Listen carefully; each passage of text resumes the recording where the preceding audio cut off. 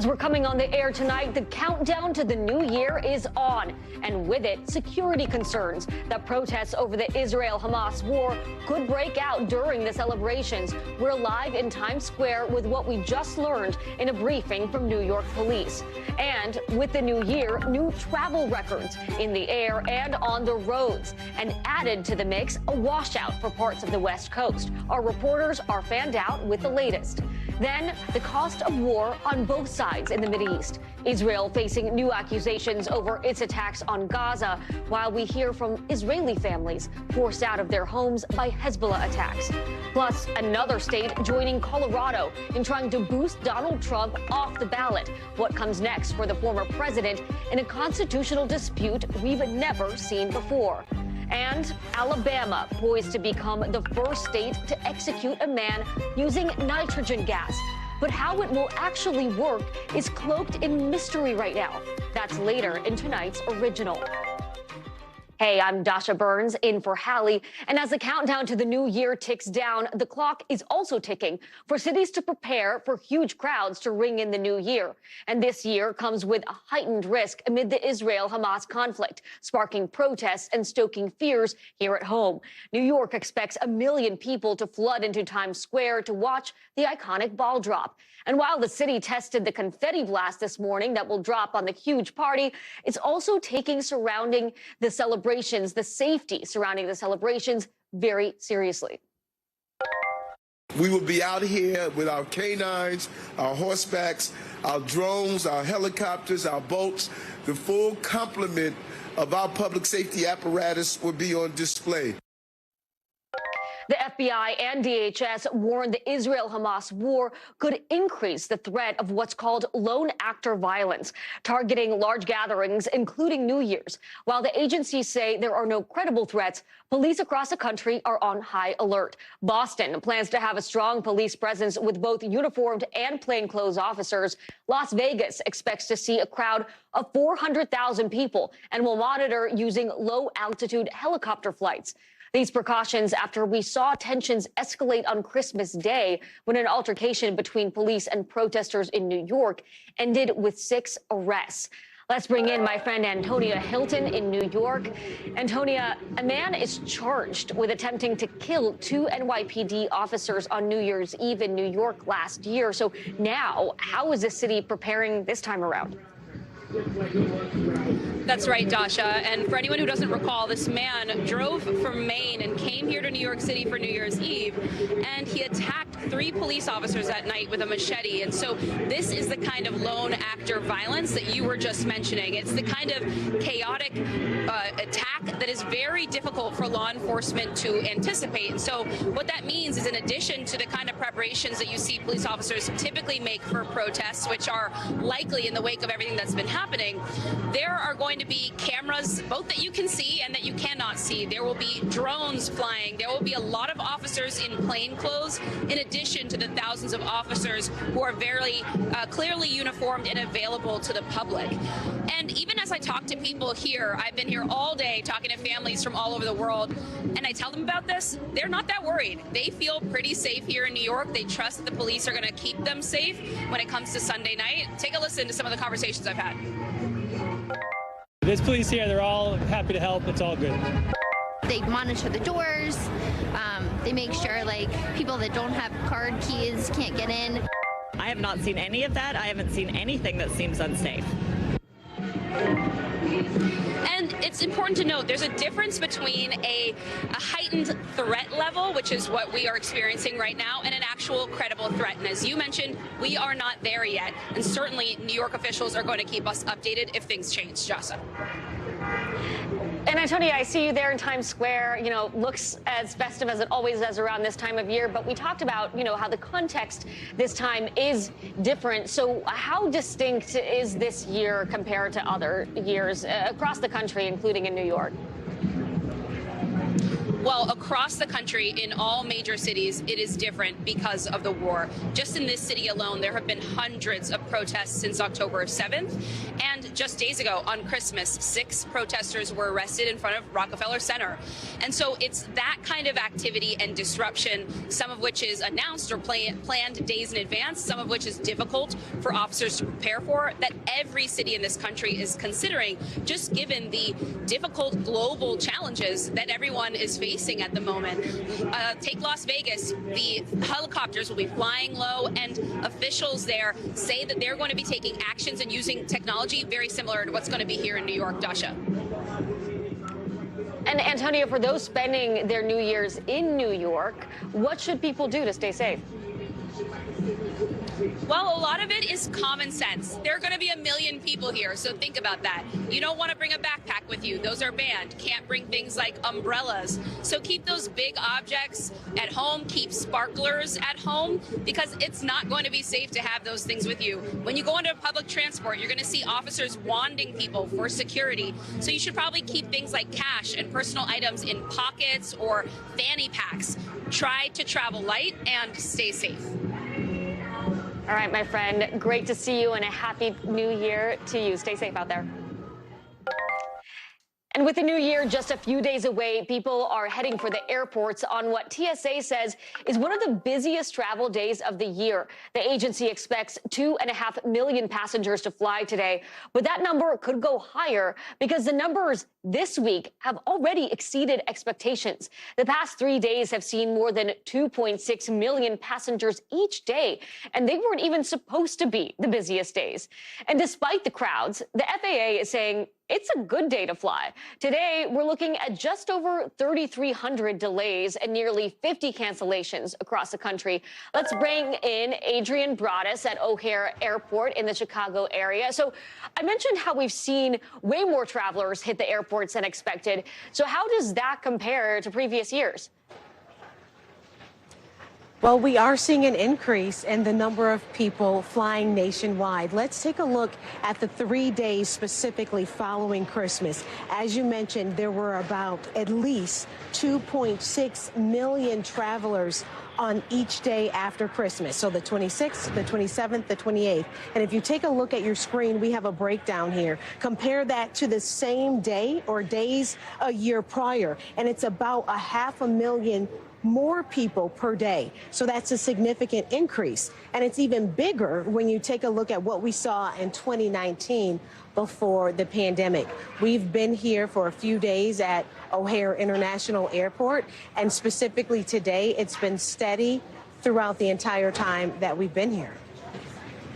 Yeah, I know it was hit with some major delays yesterday. In general, today, how's it holding up? How are the folks there holding up? Travelers we talked to say, hey, it's better than expected. Let's take a look at this from a micro lens. Over the last 24 hours here at O'Hare, there have been about 290 flights delayed. And at Chicago's Midway Airport, there have been about 74 flights delayed. That's according to the Chicago Department of Aviation. And we're talking about flights coming in and out. On your screen right now, you're taking a look at the Flight Aware misery map. And we will point out Chicago isn't leading the pack. San Francisco is when it comes to the number of delays, followed by Denver, then O'Hare, Miami, and Fort Lauderdale. And I spoke with some travelers today, and they say even though it was better than expected, there was still some apprehension. Listen in. I was surprised. I thought that it was going to be delayed and all that, but it was really good. Our delay was just 30 minutes, but it wasn't bad. And then, I mean, going in, security, everything was fine. Like, it wasn't crazy. And the last woman you heard from was traveling with her husband and their 4 young children. Even with that 30-minute delay, she says it was still better than what she expected. So for the most part, the folks who have been talking to us are traveling with a smile on their face. Daisha? Some decent travel news. Adrian, thanks so much. We will take it. All right, tonight, a washout out west. The whole coast from Washington to California facing heavy rain, strong winds, and even more dangerous high surf. This comes after the massive, powerful waves and life-threatening rip currents. You can see here, people literally running away from the waves flooding the streets in Ventura, California, injuring dozens, damaging piers, homes and businesses along a bunch of beaches. And it's not over yet. California's coast bracing for more major waves as an incoming storm is forcing evacuations. Floods and high surf warnings remain in effect throughout the region into the weekend. Waves expected to reach as high as 25 feet. Steve Patterson joins me now. Steve, my goodness. Look, the majority of this region will be feeling this to some extent today. Who's getting the worst of it, and who's facing the biggest cleanup efforts? Well, Dasha, let's say this. First of all, the thing that we've been hearing most from authorities is that no place really along the coast right now is expressly safe. Yes, some of those high tide warnings have been reduced to high tide advisories in some places, but no place is the risk of drowning any better, the risk of coastal flooding any better. And we've certainly seen that here in Ventura, the place that you showed, they got hit so expressly. We can show you this berm that has been built. This thing, in some places, 7 feet tall. They've been building it overnight, all throughout the night, to try to save some of the coastal communities down. You'll see behind me, this thing goes a mile down, really extending all along this coastline, trying to protect homes and businesses along in this area. And we spoke to some residents who saw that incredible scene where the wave is crashing up over the barrier. It happened just right where I'm standing, really right over there where those folks are, crashing over that barrier, sweeping people into the tide. We spoke to people about what they've been experiencing with this crazy weather. Here's what they said.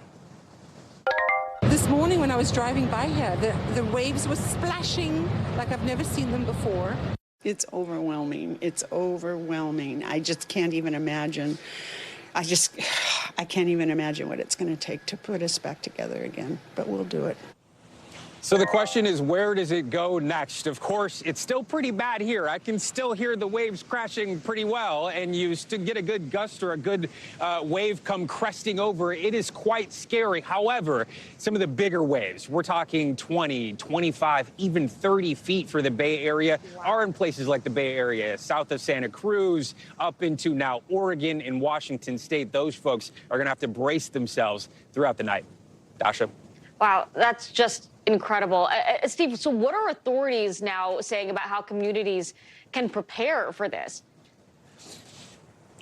I mean, so it's tough, right? A lot of the work like that has to be done well ahead of time. If you live in a high-risk zone, you need to know when these advisories are. You need to know when the flood risk is highest. Hopefully you have a sub pump. Maybe you have some sealant on your windows into the entryways of your home. That's if it gets really bad. If you're sandbagging, you know it's already coming. But really, the number one thing we've heard is stay the heck off a beach like this, especially if you're in one of those high advisory areas. You don't want to be on the other side of this berm. It is extremely, extremely dangerous as we're talking right now. Dasha. All right, Steve, stay on the right side of that berm, okay? Thank you so much, my friend. I will. All right, stocks tonight closing out 2023 with a bit of a dip. You see here the Dow, S&P 500, and NASDAQ all ending in the red. But if you take a step back and look at the big picture, Wall Street sort of roared back this year after a rough 2022. The S&P 500 rose for 9 straight weeks to end the year, which is its best win streak since 2004. Markets defying the impact of interest rate hikes from the Fed, the wars in Ukraine and the Middle East, and that regional banking crisis we saw play out earlier this year. Brian Chung joins me now. And Brian, look, no one really thought this would be a great year for stocks, but it seems like all those doom and gloom predictions we heard at the start of the year were pretty far off, right? Yeah, well, I mean, when you look at 2022, it was a pretty brutal year for the stock market, which is perhaps one reason why headed into 2023, where, by the way, a lot of economists are saying we would get into a recession. There were concerns that it wouldn't be a good year either. But instead, and I usually don't advise people to do this, it's been pretty good to look at your 401k because the market has been looking so good. Check this out. In 2023, again, compared to January 1st this year, the Dow Jones up 13%, S&P 500 up over 20%. Tech-heavy NASDAQ composite up 43.6%. By the way, the NASDAQ, that's the second best year since 2009 for the Dow and also for the S&P 500. That's the best December we have seen since 2010. So a December to remember, really underscoring how good this market has been as we've avoided that so-called recession we were worried about, Dasha. Now, Brian, one thing I have to talk about, every time we talk about the stock market, it's important to point out that it's one thing for stocks to be doing well, right? It's another to see how consumers are actually feeling. And we know the stock market is not the economy. So let's talk about the stuff that really does matter and impact working people day to day, like mortgage rates, wages, grocery prices. Talk to us about that. Yeah, well, when we talk about, obviously, the stock market, not everyone has investments into stocks. For everyone else, it has been a weird 2023 because the pinch of inflation is still there. The rate of inflation has come down, but it is indeed still higher than economists would like them to be. But we've also seen other factors and threads through this year, like, for example, the mortgage market, which has been pretty difficult for buyers who were seeing 3% rates in 2020. Now they were seeing something like 7 or 8%. But some good news as we go into 2024, the average 30-year mortgage rate, as you could see on your screen, is coming down. It was about 7.8% just 2 months ago. As of this week, 6.6%. Maybe that's going to bring a few more home buyers that are looking at the market back into the playing field. One issue, though, Dasha, when it comes to home ownership, which we know is the American dream, is that prices still remain high. It's essentially been going sideways despite the borrowing costs going up so much this year. A threat we'll have to watch next year. Right. Important to take both things into account, what the stock market is doing and what's happening to all of those other factors. Brian, thank you so much. Israel tonight facing new accusations over the toll the war in Gaza is having on the people trapped in the crossfire, with South Africa now launching a case at a top UN court accusing Israel of genocide, claims that Israel is denying. A key UN leader is also accusing Israel of firing at an aid convoy as the intense fighting rages on inside Gaza. The IDF now saying it's destroyed tunnels containing Hamas headquarters. The UN also claiming this year is now the deadliest for Palestinians in the West Bank ever on record, adding that the, quote, spillover from the war could have devastating effects on the region. And now families in northern Israel have been forced to flee their homes because of the increased attacks from the Hezbollah militant group in Lebanon. Jay Gray has more on that. Explosions rocked the border between Israel and Lebanon. The volley of Hezbollah rocket, drone, and airstrike, more intense and more frequent than any time since the war began. It was very scary, like boom all the time, boom, boom. Kenya Cohen and her 4 children forced from their home in the village of Kiryat Shimona. So it's been very hard, very, very hard. It's been times that I just want to run and run away from here. More than 200,000 Israelis evacuated from their villages by the IDF. A handful ending up here at the Abraham Hostel in Tel Aviv, a place normally reserved for students and backpackers. As the attack took place, we understood that people are fleeing from their homes. The dorm rooms are cramped. Everyone shares a bathroom. But the hostel gives kids a chance to escape the war, to play with new friends and parents. A sense of something they left behind. Sense of community, sense of safe, of home. It's something hundreds of thousands, about 50 miles away, don't have. I all the time think not only about us, because we got some very, very, very strong hit, but what happened in Gaza also. Under constant attack, families can't rush to a hostel, the UN saying there's no safe place in Gaza right now.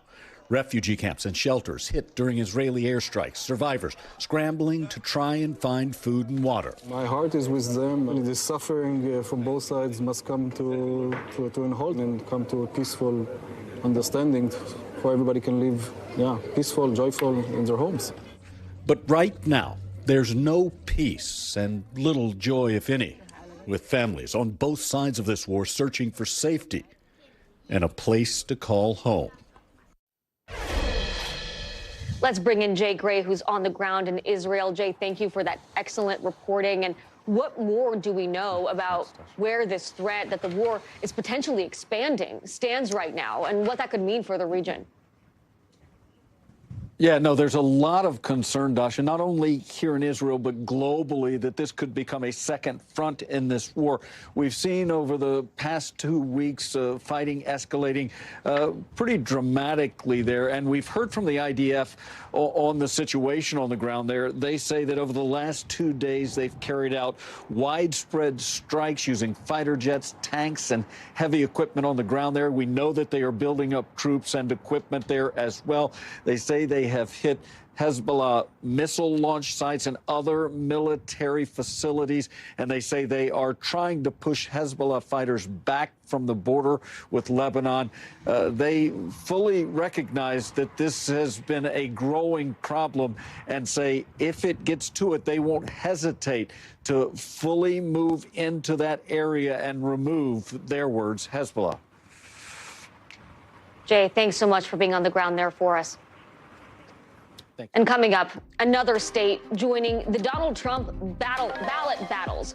What the decision in Maine could mean for the Republican race and how the former president's reacting.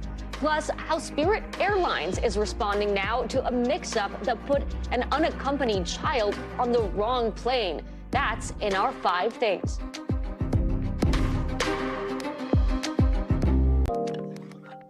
New fallout tonight after Maine became the second state to decide former President Trump isn't eligible to be on its 2024 presidential primary ballot.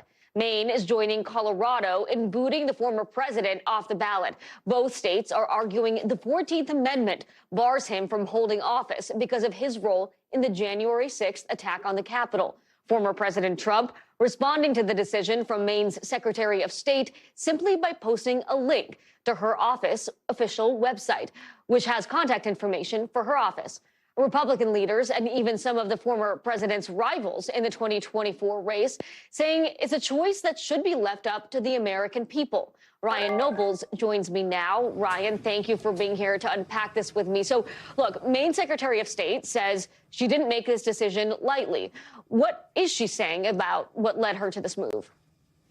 Well, it's important to keep in mind that she didn't make this decision unilaterally. It was part of a challenge that was brought up by voters in her state, and it's her responsibility as Secretary of State to hear those challenges and then decide whether or not the person who's being challenged deserves to be given access to the ballot. That's part of the responsibility of the Secretary of the State. And when she looked at this, in her mind, it was a pretty easy decision. She felt that Donald Trump was guilty of violating the 14th Amendment, and that meant that he did not have the right to be on the ballot in Maine. This is what she wrote in her 34-page decision. She said, quote, "I am mindful that no Secretary of State has ever deprived a presidential candidate of ballot access based on Section 3 of the 14th Amendment.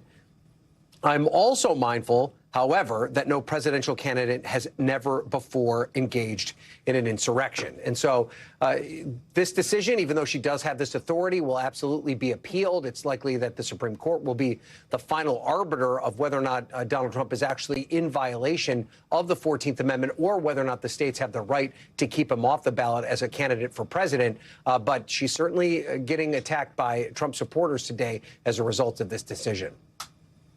Right. And it's important, I think, to note that there are some differences between what's happened in Maine and Colorado. On the one hand, in Colorado, you got this whole judicial process, right, that took part in that decision. In Maine, it was up to one elected official, of course, with the caveat that you mentioned that that also was part of a process, part of a case that was brought by other parties. But ultimately, both outcomes will, as you said, take us to the same place, to the Supreme Court, right? What could we see there?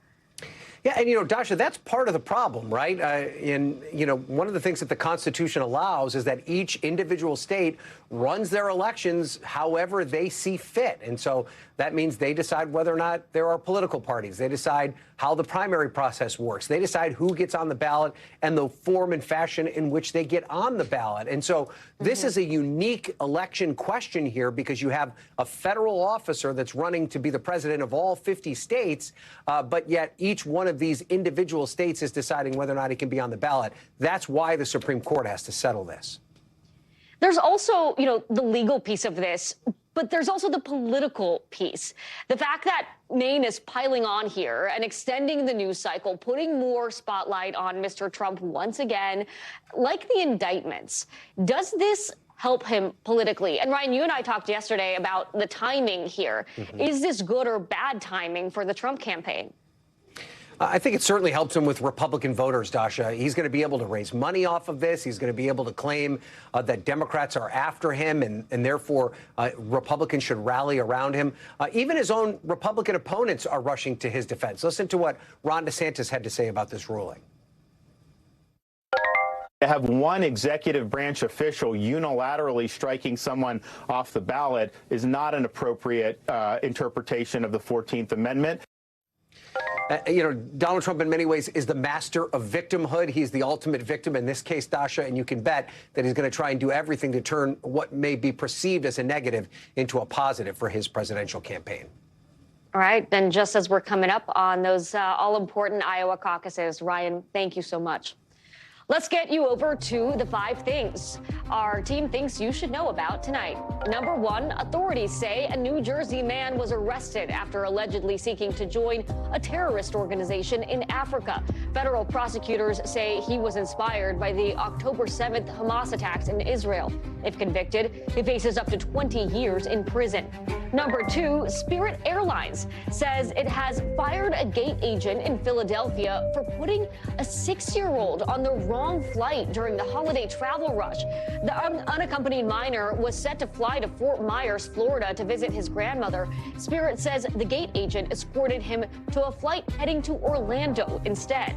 The airline says it has reached out to the child's family. Number 3, new data from the U.S. Census Bureau shows that the world's population growth is actually slowing down.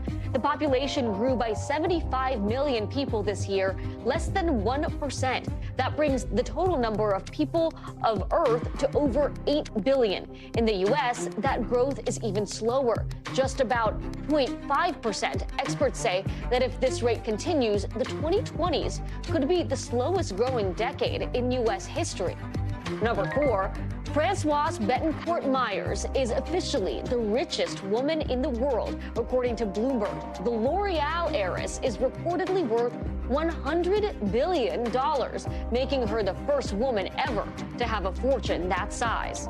And number 5, Travis Kelce is opening up about his Christmas with the Swifts. In a new podcast, the Kansas City Chiefs tight end says that Austin Swift, Taylor's brother, dressed up as Santa and gifted him a VHS copy of his favorite football movie, Little Giants. Kelce said the gesture made him feel, quote, like a child. I think a VHS tape would make me feel a little old, actually. When we come back, how a police chase in Pennsylvania ended in a pool. That's later in the local. Plus, Alabama is said to be the first state to use nitrogen gas as a form of execution. But there are still questions about whether it'll actually work. We're hearing from the inmate who's set to die in our original tonight.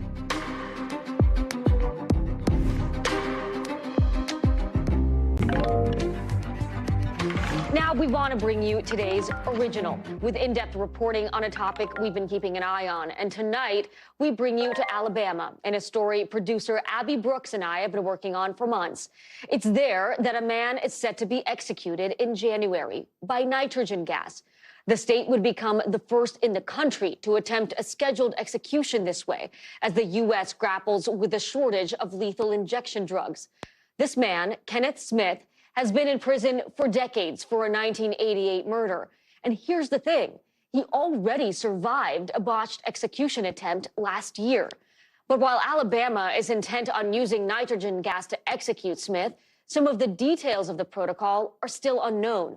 We want to warn you, you may find some of the details in this report disturbing. Kenneth Smith has lived behind the walls of William C. Holman Correctional Facility for more than 30 years. Next year, he's scheduled to die there as Alabama attempts to execute him with a method that's never been used before. The fact that they've got me lined up to be the first with gas is really terrifying. It's called nitrogen hypoxia, meaning Smith would breathe nitrogen until he dies. The date is set January 25th. But the details surrounding the method are shrouded in mystery. The only information revealed in a heavily redacted protocol issued by the state, medical and legal experts calling that protocol into question. What is not at all clear is how exactly the Alabama Department of Corrections intends to deliver this pure nitrogen. If the nitrogen is mixed with any amount of oxygen, any amount of air, then it will take longer for the nitrogen to cause death, or it may never cause death. The stakes are life and death for Smith, and high for Alabama as well. All eyes will be on the state after they failed to execute 2 men via lethal injection last year. We are here to confront the narrative that everything is okay. Smith was one of those men. He recounted a conversation with an execution official to NBC News. After the execution was over with, I was still strapped to the gurney. He tells me that, if you got to go, lethal injection is the way. He said it's painless. I mean, I wish I'd been in my right mind so I could have told him, did this look painless to you? He says immediately following his failed execution, there was already talk about this second attempt. Then he tells me, he said that gas suffocation. Nobody knows what that's going to do. Also watching anxiously, the family of Smith's victim, Elizabeth Sennett. Smith, along with 2 other men, were hired by her husband, a pastor, in 1988 to kill her in a staged burglary gone wrong. Her son, Michael, drove hours to Holman in 2022, expecting to see justice served.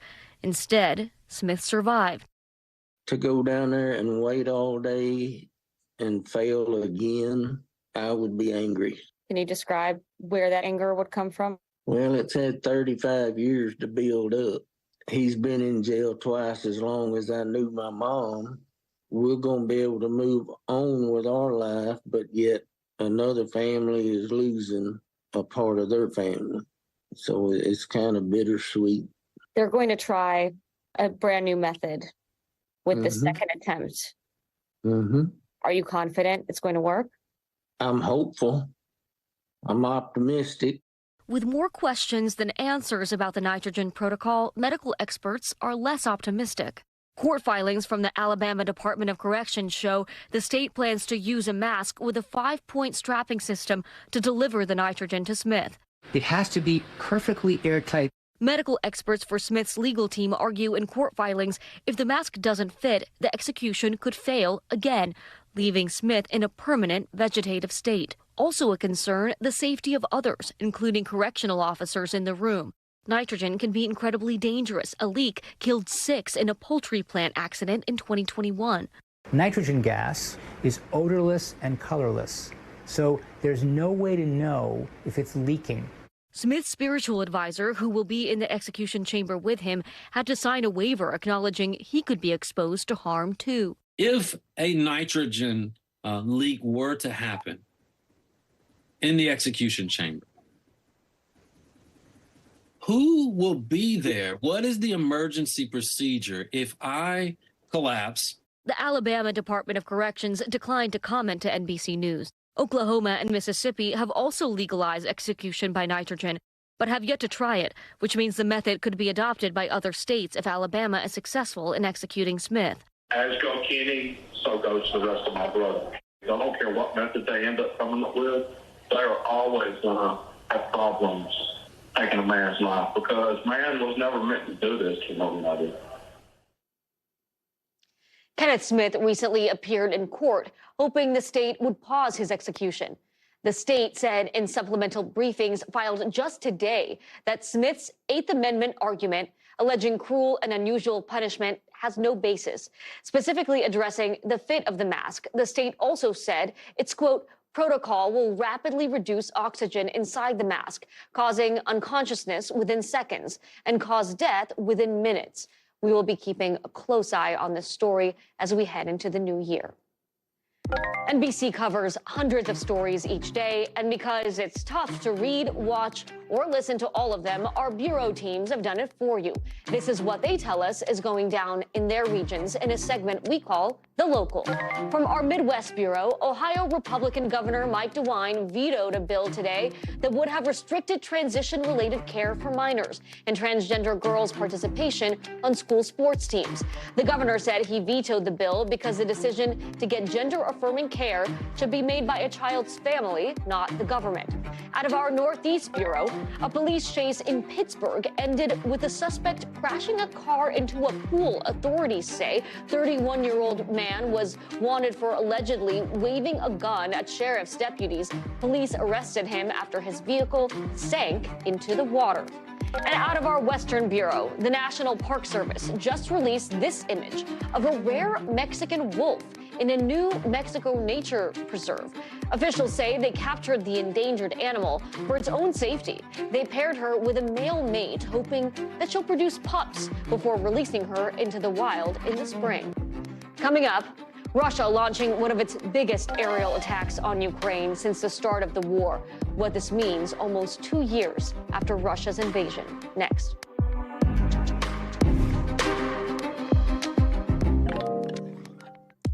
Russia today unleashing one of its biggest attacks on Ukraine since the war started, firing rockets and drones that hit schools, hospitals, and homes. Officials say it killed at least 30 people and 130 others were hurt.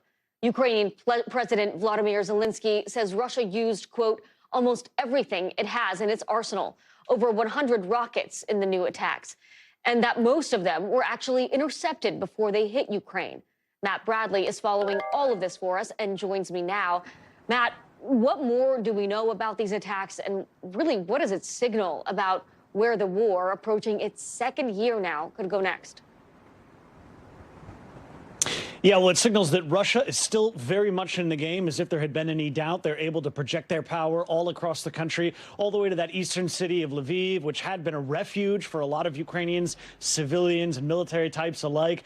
Now, once again, under fire. You know, this just goes to show that the Russians, as I mentioned, they're not only still in the game, but they're still able to strike a lot of military targets, but also civilians. And it looks like they're gearing up to once again play the same game they did last year, where they're striking civilian targets. Particularly last year around this time, it was electricity installations, literally turning out the lights on all of Ukraine and trying to sap the will of the Ukrainian people. And you're seeing this also, what sounds like, and this is what Ukrainians are alleging, in the civilian targets that have been hit. We saw schools that were struck in that western city of Lviv. We saw apartment blocks in Dnipro, a maternity hospital in Dnipro, and a huge shopping center in that eastern city of Dnipro as well. There were targets hit in Kharkiv, in Zaporizhia, all over the country. And again, this just goes to show that that while the Ukrainians have fought back fiercely all over the past year, this war has not been over, is not over for sure, even as it's kind of eclipsed in international headlines by events in the Middle East. Dasha. And it's interesting timing here, too, right? Because these new attacks, they come just as the U.S. promised another $250 million in aid, right? Yeah, they also come a couple days after Ukrainians successfully hit a Russian landing craft in the occupied, peninsula of Crimea. And, that has kind of spurred the Russians, it looks like, to start possibly moving some of their naval assets off of Crimea, because the Ukrainians have been successfully pounding a lot of their biggest ships docked in bases of Crimea for the past, better part of 2 years. But you're right. We're talking about another $250 million in U.S. aid that has finally been released just this past week. That's kind of the last tranche of aid that the U.S. is going to be releasing before they have to get congressional approval in order to release more. And the Republicans, some of them at least, have been lining up and blocking additional aid to Ukraine, saying that they don't necessarily support the cause of supporting Ukraine, especially for the price that we've been paying, the United States has been paying for the better part of the past 2 years, but also because they're trying to negotiate over border security reform issues and using Ukraine as a tool of negotiations. Now, President Zelensky, of course, has been begging the West to try to bring over more aid. And just today, the White House said that Congress needs to step up and offer more aid. But so far, it looks like we're not going to get any satisfaction, at least as far as the Ukrainians are concerned, for quite a while. Dasha? Yeah, looking like a tough winter out there. Matt Bradley, thank you so much. And before our coverage picks back up, we have more people to thank. We're ending this hour with a thank you to all the folks who put the show on air this year. There are so many people that make it happen, from the producers, editors, writers, graphics, control room teams, studio crews, and more all around this incredible network. Here are their names. They bring you the news here every night We thank them all, and we thank you for watching.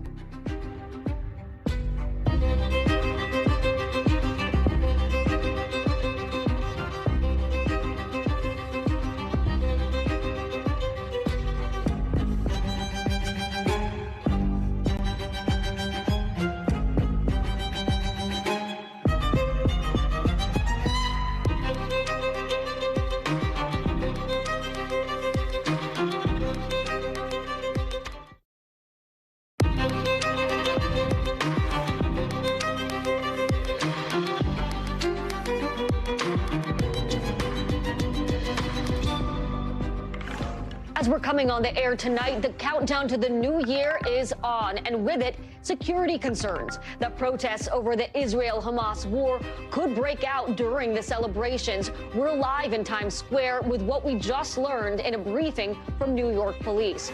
And with the new year, new travel records in the air and on the roads. And added to the mix, a washout for parts of the West Coast. Our reporters are fanned out with the latest.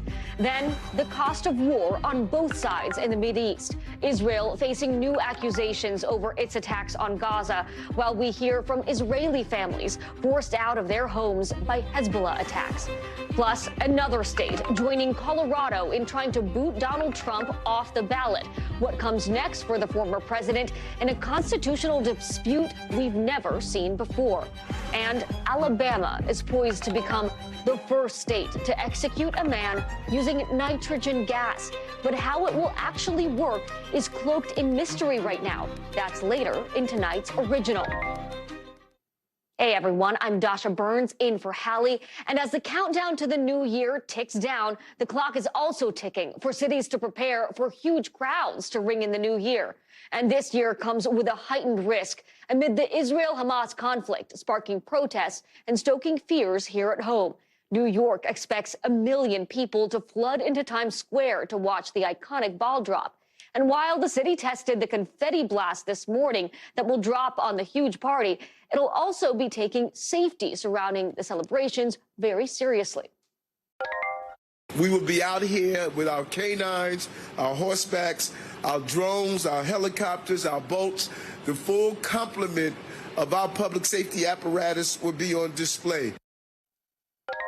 The FBI and DHS warn the Israel-Hamas war could increase the threat of what's called lone actor violence, targeting large gatherings, including New Year's. While the agencies say there are no credible threats, police across the country are on high alert. Boston plans to have a strong police presence with uniformed and plainclothes officers.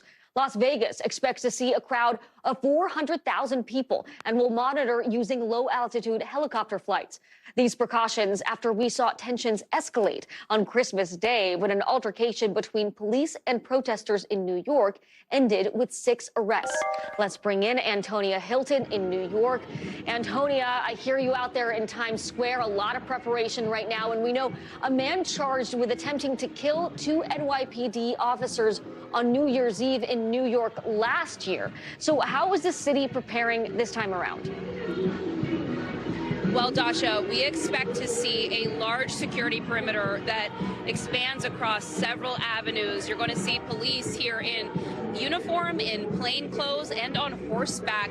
In addition to all this technology that you heard the mayor there mention that's going to be deployed throughout the city, some of which will be obvious to revelers and some of which will be hidden. That's also going to include helicopters and officers out on boats on the water and wanding people down in public transportation. So, you know, there's this expectation of possible disruption, very likely from protesters in connection to the war. But the real concern that people are going to be feeling is, you know, really kind of what we saw happen last year with this guy who drove from Maine and attacked 3 officers here in New York City. It's that lone actor violence that's a lot harder in a large crowd to predict. Still, even as I talk to people here about it, they say they feel like the city is doing everything they can and keeping them safe. Take a listen. There's police here. They're all happy to help. It's all good. They monitor the doors. They make sure, like, people that don't have card keys can't get in. I have not seen any of that. I haven't seen anything that seems unsafe. And what they tell me is that their families are going to take common sense precautions. So, you know, not carrying big bags, things like backpacks and umbrellas are going to be banned. And they're going to carry cash in things like fanny packs just to keep it tight and make sure that nothing happens. But right now, people are expecting a peaceful, although boisterous, night. And Antonia, we mentioned this year is a little bit different because of the context with the Israel-Hamas war creating some concerns for law enforcement. So how are cities, not just in New York, but across the country, really not taking any chances this year? Well, that's exactly what they're all doing. They're going to be deploying more officers like New York is, involving a lot of this technology. Drones are becoming increasingly popular in a lot of police departments across the United States. And this is the kind of festival or the kind of event where you're going to want that POV if you're a police department. But then take Las Vegas, for instance. They expect about 400,000 people to take part in their celebrations, and they're going to have these low-flying helicopters as part of all of the night. Take a listen to some of what their local law enforcement has shared. Every piece of information, every source that gets reported to us, every tidbit gets followed up vigorously by our team at the Counterterrorism, the Southern Nevada Counterterrorism Center, which is partners with the FBI. So to put it simply, the threat is as real as it's ever been. And this is, of course, a classic if you see something, say something situation. I actually spoke to a family just a few hours ago that told me they had even spoken to a few officers here, asked them questions for directions about how things are going to work over the weekend. And it's that kind of outreach that can make all the difference when people are trying to anticipate, you know, those kinds of surprises and disruptions or even the possible violence that we saw happen last year. Antonia, stay safe and sane in the chaos of Times Square out there. Thank you, my friend. And with the new year just a few days away, people are heading for the airports on what TSA says is one of the busiest travel days of the year. The agency expects 2.5 million passengers to fly today, but that number could go higher because the numbers this week have exceeded expectations. The past 3 days have seen more than 2.6 million passengers each day, and they weren't even supposed to be the busiest days. And despite the crowds, the FAA is saying it's a good day to fly. Today, we're looking at just over 3,300 delays and nearly 50 cancellations across the country. Let's bring in Adrian Broaddus at O'Hare Airport in the Chicago area. Adrian, what has today been like at the airport, and how does it hold up to previous years? Well, travelers we've heard from so far say it's been better than expected. And if we take a look and zoom out and look at previous years, there have been more travelers passing through security checkpoints nationwide this week alone. Let's take a look at this. The numbers, the data is here on the screen for you. And we're examining the 3 days after Christmas, the 26th, the 27th, the 28th. This year, 2.65 million people passed through those screening checkpoints on December 26th. The year before, 2.16 million. So that's about 500,000 more than what we've seen in the previous year. And then if we zoom back even further and take a look at 2019, more people are traveling now compared to what we saw pre-pandemic. Going into this holiday travel rush, travelers were expecting to deal with some delays, and they say they were a little apprehensive. Listen in. I was surprised. I thought that it was going to be delayed and all that, but it was really good. Our delay was just 30 minutes, but it wasn't bad. And then, I mean, going in, security, everything was fine. Like, it wasn't crazy. And here in Chicago, over the last 24 hours, about 310 flights have been delayed here at O'Hare. And the number at Midway is not quite as high, 81 there in the last 24 hours, according to Chicago's Department of Aviation.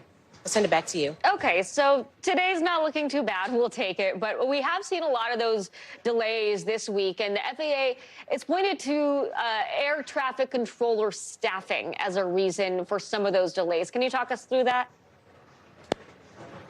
But we know there is a shortage when it comes to air traffic controllers. And anytime there is an existing problem, and you see this busy holiday travel season, those existing problems will intensify. But the FAA is working to address what it calls air traffic controller fatigue. Starting next month in January, the FAA has identified a panel of 3 members, and we're talking about doctors and sleep experts who will address some of the challenges these air traffic controllers face. Back to you. Adrienne, thanks so much. Tonight, a washout out west. The whole coast from Washington to California facing heavy rain, strong winds, and even more dangerous high surf. This comes after the massive, powerful waves and life-threatening rip currents. You can see here people literally running away from the waves, flooding the streets in Ventura, California, injuring dozens, damaging piers, homes, and businesses along a bunch of beaches. And it's not over yet. California's coast bracing for more major waves as an incoming storm is forcing evacuations. Flood and high surf warnings remain in effect throughout the region into the weekend. Waves expected to reach as high as 25 feet. Steve Patterson joins me now from Ventura, California. 25 feet. Steve, this is crazy. Let's talk through this. The worst of this flooding is expected during high tide, right? When is that hitting, and how are people doing out there? Well, thankfully, high tide for today is over. It happened about maybe 10 o'clock this morning. We expect the same time tomorrow morning. It lessens the danger a little bit. And look, I think folks have had enough for today, but certainly that doesn't mean it's over. We're still looking at high coastal flooding risk. We're still looking at high drowning risk. A lot of these communities are still at risk from the tide. This berm I'm standing on now was constructed overnight specifically for that region. In some places, it's 7 feet tall. It's about a mile wide. The hope is that they can protect some of the homes and communities in this area, but this surf is not stopping anywhere. It's moving up the coast. Meanwhile, we spoke to some people who dealt with that surge, horrific surge, especially here today, where you saw some of that video, the surge coming over into the street, flooding the street into town. Some of those folks said they were exasperated, they were worried, and they were terrified when it hit. Listen to this. This morning when I was driving by here, the waves were splashing like I've never seen them before. It's overwhelming. It's overwhelming. I just can't even imagine. I can't even imagine what it's going to take to put us back together again, but we'll do it. So the question is, where does it go next, right? I think it's moving now north, so south of Santa Cruz, that area, certainly Santa Barbara is expected to get hit, Oregon and even Washington State, all along the West Coast. But specifically in the Bay Area, there still are advisories and warnings where some of this could get up to 30 feet. Imagine that, Dasha. That is insane. So what are authorities saying if this isn't over yet, right? How can communities prepare for what's still to come? Okay, so number one is something that everybody should listen to, which is stay the heck off the beach. And I really, really mean it. I know we're on the beach right now. We're on the other side of this berm. Standing on the beach, by the way. In this area has receded. Yes, right. That's the first thing people will say to me is like, yeah, hey, look, you're still on the beach. Well, the tide has subsided substantially here. It is moving up the north of the coast. So those places you certainly don't want to be, especially after the sun goes down. It is much more dangerous, and especially close to that high tide expected to hit tomorrow morning. Other than that, people in these coastal communities sort of need to know the drill. They need to know when they're in a warning or an advisory. They need to pay attention to the alerts that authorities put out because they could be life-saving in the next 24 to even 48 hours. Dasha? All right, Steve, stay on the right side of that berm. Thank you for being on the beach and doing the hard work for all of us. We appreciate you. All right, stocks tonight closing out 2023 with a bit of a dip. You see here the Dow, S&P 500, and NASDAQ all ending in the red. But if you take a step back and look at the big picture, Wall Street sort of roared back this year after a rough 2022. The S&P 500 rose for 9 straight weeks to end the year, which is its best win streak since 2004. The market's defying the impact of interest rate hikes from the Fed, the wars in Ukraine and the Middle East, and that regional banking crisis we saw play out earlier this year. Brian Chung joins me now. Brian, look, no one really thought this would be a great year for stocks, but it seems like all those doom and gloom predictions we heard at the start of the year were pretty far off, right? Yeah, well, I mean, when you look at 2022, it was a pretty brutal year for the stock market, which is perhaps one reason why headed into 2023, where, by the way, a lot of economists are saying we would get into a recession. There were concerns that it wouldn't be a good year either. But instead, and I usually don't advise people to do this, it's been pretty good to look at your 401k because the market has been looking so good. Check this out. In 2023, again, compared to January 1st this year, the Dow Jones up 13%, S&P 500 up over 20%, tech-heavy NASDAQ composite up 43.6%. By the way, the NASDAQ, that's the second best year since 2009 for the Dow and also for the S&P 500. That's the best December we have seen since 2010. So a December to remember, really underscoring how good this market has been as we've avoided that so-called recession we were worried about, Dasha. Now, Brian, one thing I have to talk about, every time we talk about the stock market, it's important to point out that it's one thing for stocks to be doing well, right? It's another to see how consumers are actually feeling. And we know the stock market is not the economy. So let's talk about the stuff that really does matter and impact working people day to day, like mortgage rates, wages, grocery prices. Talk to us about that. Yeah, well, when we talk about, obviously, the stock market, not everyone has investments into stocks. For everyone else, it has been a weird 2023 because the pinch of inflation is still there. The rate of inflation has come down, but it is indeed still higher than economists would like them to be. But we've also seen other factors and threads through this year, like, for example, the mortgage market, which has been pretty difficult for buyers who were seeing 3% rates in 2020. Now they were seeing something like 7 or 8%. But some good news as we go into 2024, the average 30-year mortgage rate, as you could see on your screen, is coming down. It was about 7.8% just 2 months ago. As of this week, 6.6%. Maybe that's going to bring a few more home buyers that are looking at the market back into the playing field. One issue, though, Dasha, when it comes to home ownership, which we know is the American dream, is that prices still remain high. It's essentially been going sideways despite the borrowing costs going up so much this year. A threat we'll have to watch next year. Right. Important to take both things into account, what the stock market is doing and what's happening to all of those other factors. Brian, thank you so much.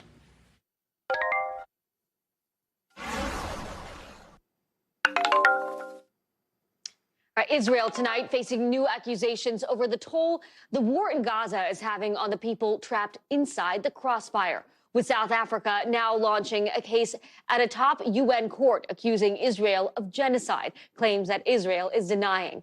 As a key UN leader is also accusing Israel of firing at an aid convoy as intense fighting rages on inside Gaza. The IDF now saying it's destroyed tunnels containing Hamas headquarters. The UN also claiming this year is now the deadliest for Palestinians in the West Bank ever on record, adding that the, quote, spillover from the war could have devastating effects on the region. And now families in northern Israel have been forced to flee their homes because of the increased attacks from the Hezbollah militant group in Lebanon. Jay Gray has more on that. Explosions rocked the border between Israel and Lebanon. The volley of Hezbollah rocket, drone, and airstrike, more intense and more frequent than any time since the war began. It was very scary, like boom all the time, boom, boom. Kenya Cohen and her 4 children forced from their home in the village of Kiryat Shimona. So it's been very hard, very, very hard. It's been times that I just wanted to run and run away from here. More than 200,000 Israelis evacuated from their villages by the IDF. A handful ending up here at the Abraham Hostel in Tel Aviv, a place normally reserved for students and backpackers. As the attack took place, we understood that people are fleeing from their homes. The dorm rooms are cramped. Everyone shares a bathroom. But the hostel gives kids a chance to escape the war, to play with new friends and parents. A sense of something they left behind. A sense of community, sense of safe, of home. It's something hundreds of thousands, about 50 miles away, don't have. I all the time think not only about us, because we got some very, very, very strong heat, but what happened in Gaza also. Under constant attack, families can't rush to a hostel, the UN saying there's no safe place in Gaza right now. Refugee camps and shelters hit during Israeli airstrikes. Survivors scrambling to try and find food and water. My heart is with them, and the suffering from both sides must come to an halt and come to a peaceful understanding where everybody can live, peaceful, joyful in their homes. But right now, there's no peace and little joy, if any, with families on both sides of this war searching for safety and a place to call home. Let's bring in Jay Gray, who's on the ground in Israel. Jay, thank you for that excellent reporting. And what more do we know about where this threat that the war is potentially expanding stands right now and what that could mean for the region? Yeah, no, there's a lot of concern, Dasha, not only here in Israel, but globally, that this could become a second front in this war. We've seen over the past 2 weeks fighting escalating pretty dramatically there. And we've heard from the IDF on the situation on the ground there. They say that over the last 2 days, they've carried out widespread strikes using fighter jets, tanks, and heavy equipment on the ground there. We know that they are building up troops and equipment there as well. They say they have hit Hezbollah missile launch sites and other military facilities, and they say they are trying to push Hezbollah fighters back from the border with Lebanon. They fully recognize that this has been a growing problem and say if it gets to it, they won't hesitate to fully move into that area and remove, their words, Hezbollah. Jay, thanks so much for being on the ground there for us. Coming up, another state joining the Donald Trump ballot battles, what the decision in Maine could mean for the Republican race, and how the former president's reacting. Plus, how Spirit Airlines is responding now to a mix-up that put an unaccompanied child on the wrong plane. That's in our 5 Things.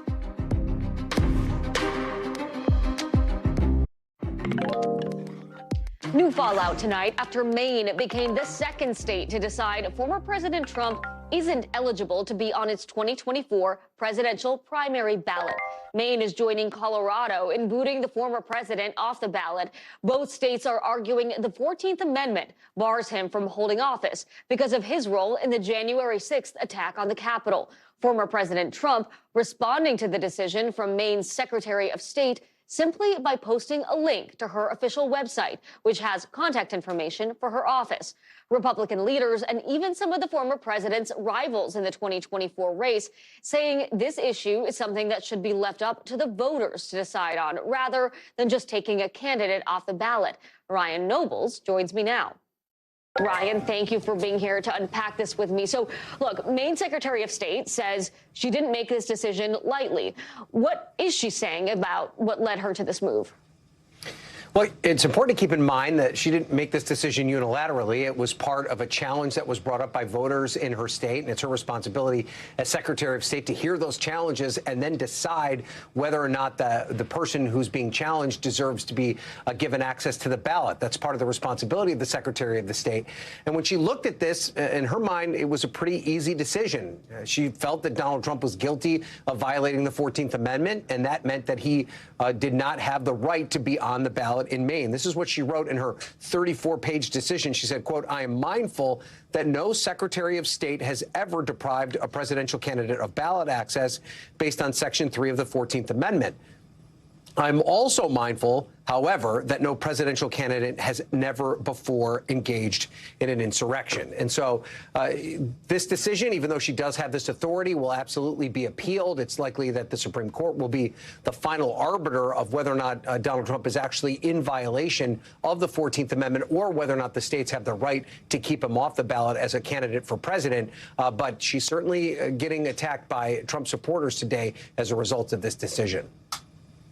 Right. And it's important, I think, to note that there are some differences between what's happened in Maine and Colorado. On the one hand, in Colorado, you got this whole judicial process, right, that took part in that decision.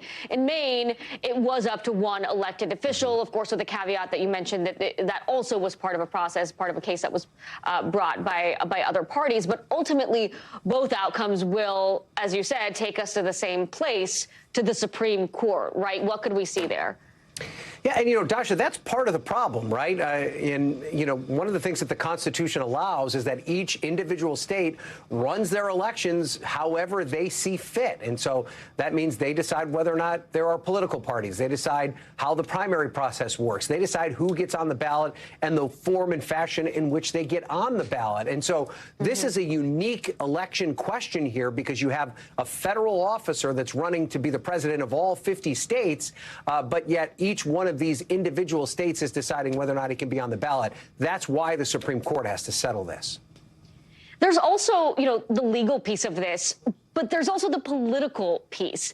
The fact that Maine is piling on here and extending the news cycle, putting more spotlight on Mr. Trump once again, like the indictments. Does this help him politically? And Ryan, you and I talked yesterday about the timing here. Is this good or bad timing for the Trump campaign?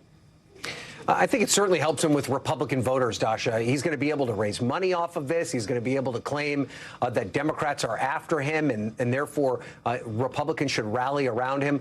Even his own Republican opponents are rushing to his defense. Listen to what Ron DeSantis had to say about this ruling. To have one executive branch official unilaterally striking someone off the ballot is not an appropriate interpretation of the 14th Amendment. Donald Trump in many ways is the master of victimhood. He's the ultimate victim in this case, Dasha, and you can bet that he's going to try and do everything to turn what may be perceived as a negative into a positive for his presidential campaign. All right. And just as we're coming up on those all-important Iowa caucuses, Ryan, thank you so much. And let's get you over to the 5 things our team thinks you should know about tonight. Number 1, authorities say a New Jersey man was arrested after allegedly seeking to join a terrorist organization in Africa. Federal prosecutors say he was inspired by the October 7th Hamas attacks in Israel. If convicted, he faces up to 20 years in prison. Number 2, Spirit Airlines says it has fired a federal gate agent in Philadelphia for putting a 6-year-old on the wrong flight during the holiday travel rush. The unaccompanied minor was set to fly to Fort Myers, Florida to visit his grandmother. Spirit says the gate agent escorted him to a flight heading to Orlando instead. The airline says it has reached out to the child's family. Number 3, new data from the U.S. Census Bureau shows that the world's population growth is actually slowing down. The population grew by 75 million people this year, less than 1%. That brings the total number of people on Earth to over 8 billion. In the U.S., that growth is even slower, just about 0.5%. Experts say that if this rate continues, the 2020s could be the slowest growing decade in the U.S. history. Number 4, Francoise Bettencourt-Meyer is officially the richest woman in the world, according to Bloomberg. The L'Oreal heiress is reportedly worth $100 billion, making her the first woman ever to have a fortune that size. Number 5, Travis Kelce is opening up about his Christmas with the Swifts. In a new podcast, the Kansas City Chiefs tight end says that Austin Swift, Taylor's brother, dressed up as Santa and gifted him a VHS copy of his favorite football movie, Little Giants. Kelce said the gesture made him, quote, feel like a child. I think the headline there is Travis Kelce has a VHS player. When we come back, where all this water we're seeing here is coming from, causing big problems in Germany. That's later in the Global. Plus, Alabama is set to be the first state to use nitrogen gas as a method of execution. But there are still questions about whether it'll actually work. We're hearing from the inmate who's set to die in our original tonight. Now we want to bring you today's original with in-depth reporting on a topic we've been keeping an eye on. Tonight, we bring you to Alabama in a story producer Abby Brooks and I have been working on for months. It's there that a man is set to be executed in January by nitrogen gas. The state would become the first in the country to attempt a scheduled execution this way, as the U.S. grapples with a shortage of lethal injection drugs. This man, Kenneth Smith, has been in prison for decades for a 1988 murder. And here's the thing. He already survived a botched execution attempt last year. But while Alabama is intent on using nitrogen gas to execute Smith, some details of the protocol are still unknown. We want to warn you, you may find some details of this report disturbing. Kenneth Smith has lived behind the walls of William C. Holman Correctional Facility for more than 30 years. Next year, he's scheduled to die there as Alabama attempts to execute him with a method that's never been used before. The fact that they've got me lined up to be the first with gas is really terrifying. It's called nitrogen hypoxia, meaning Smith would breathe nitrogen until he dies. The date is set January 25th, but the details surrounding the method are shrouded in mystery.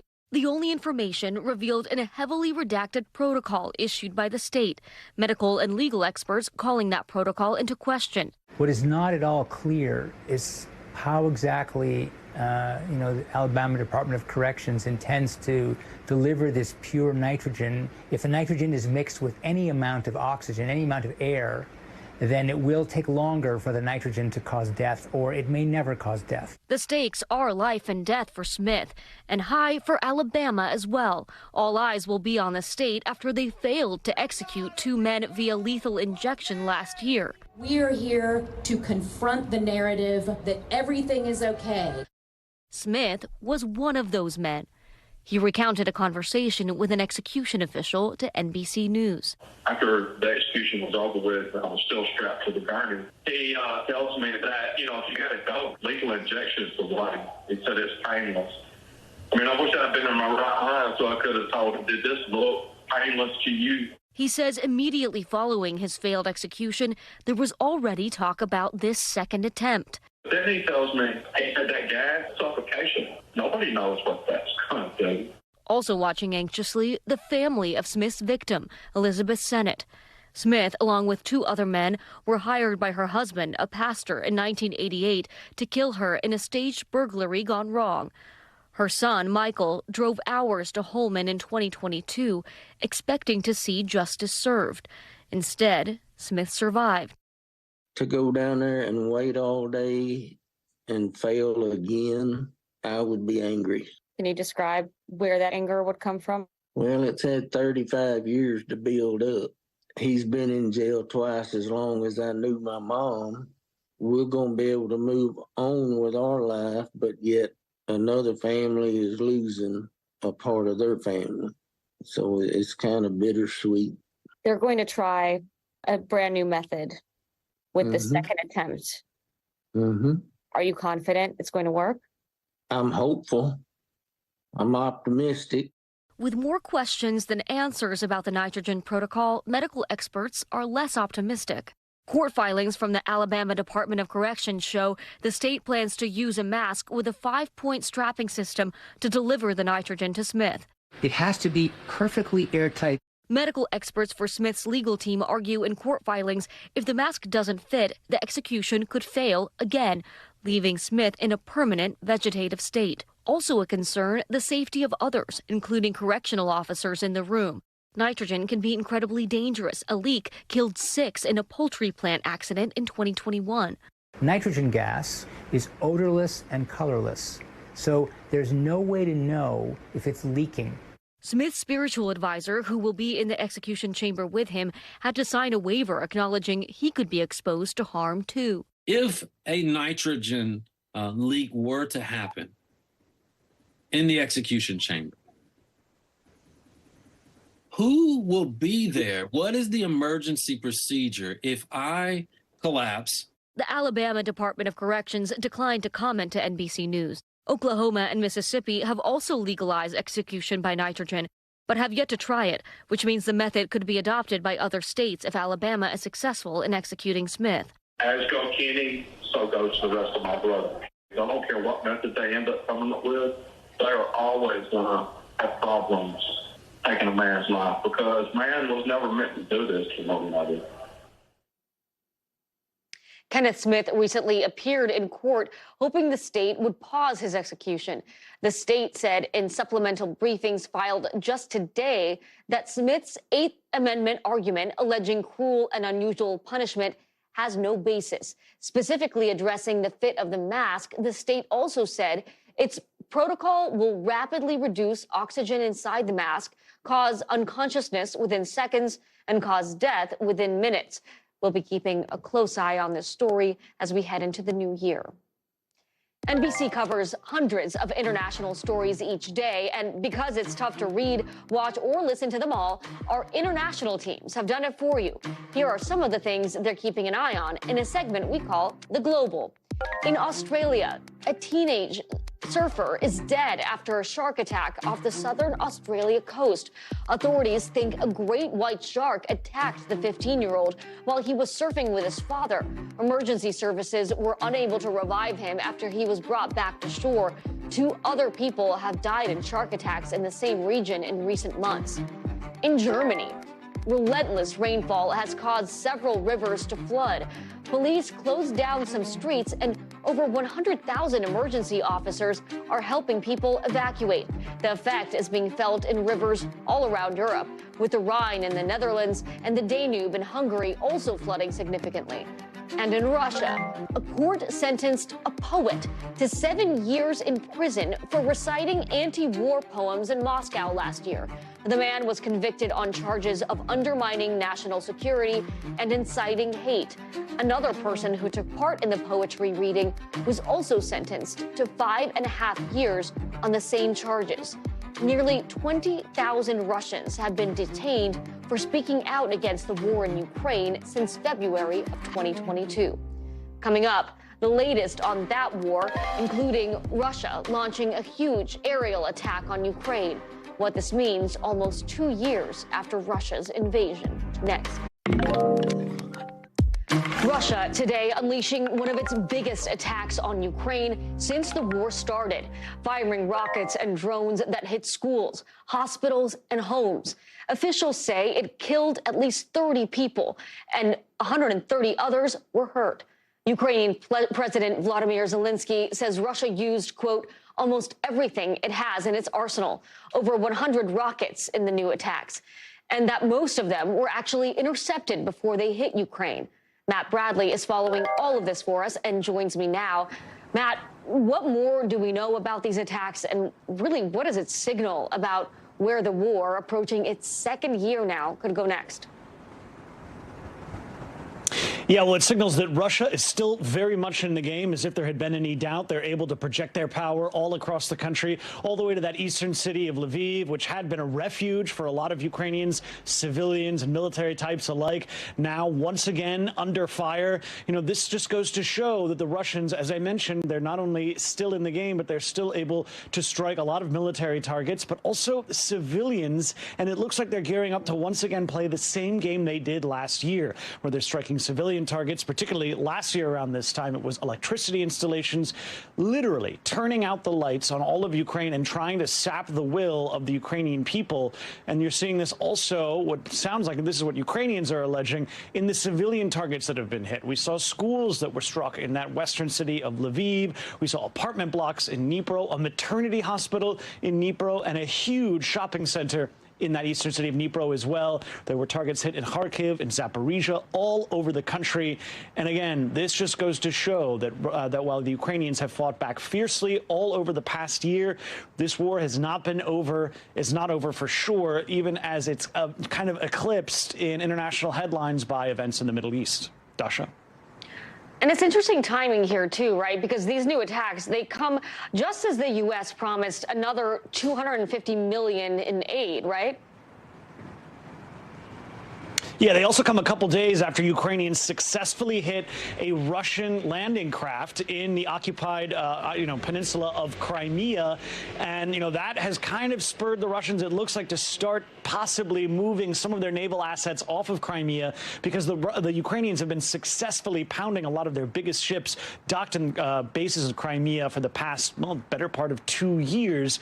But you're right. We're talking about another $250 million in U.S. aid that has finally been released just this past week. That's kind of the last tranche of aid that the U.S. is going to be releasing before they have to get congressional approval in order to release more. And the Republicans, some of them at least, have been lining up and blocking additional aid to Ukraine, saying that they don't necessarily support the cause of supporting Ukraine, especially for the price that we've been paying, the United States has been paying for the better part of the past 2 years, but also because they're trying to negotiate over border security reform issues and using Ukraine as a tool of negotiations. Now, President Zelensky, of course, has been begging the West to try to bring over more aid. And just today, the White House said that Congress needs to step up and offer more aid. But so far, it looks like we're not going to get any satisfaction, at least as far as the Ukrainians are concerned, for quite a while.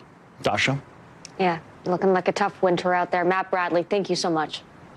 And before our coverage picks back up, we have more people to thank. We're ending this hour with a thank you to all the folks who've put the show on air this year. There are so many people that make it happen, from the producers, editors, writers, graphics, control room teams, studio crews, and more all around this incredible network. Here are their names. They bring you the news here every night. We thank them all, and we thank you for watching.